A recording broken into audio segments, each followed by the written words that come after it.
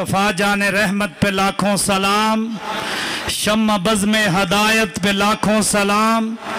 जिस सुहानी घड़ी चमका तैबा का चांद, उस दिल अफरोज सात पे लाखों सलाम।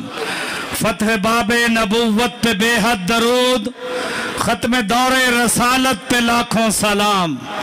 जिसने हक आशिकी का अदा कर दिया, जिसने खत्म नबूवत पे पहरा दिया, ऐसे खादम की तुरबत पे लाखों सलाम।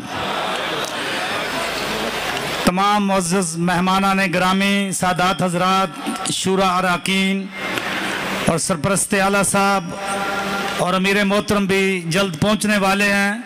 मैं खादम तहरीक लब्बैक रावलपिंडी डिवीज़न होने के नाते आप तमाम हज़रात को खुश आमदेद, अहलन व सहलन मरहबा कहता हूँ।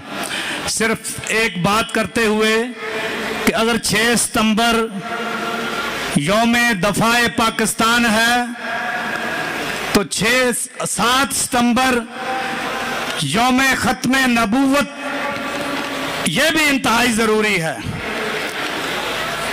अगर हम पाकिस्तान का दफा चाहते हैं तो आका करीम की ख़त्म नबूवत पर पहरा देना होगा। आलम कुफर को यह पैगाम देना होगा कि जो इज्जत रसूल की बात नहीं करता, हम उसकी बात नहीं करते।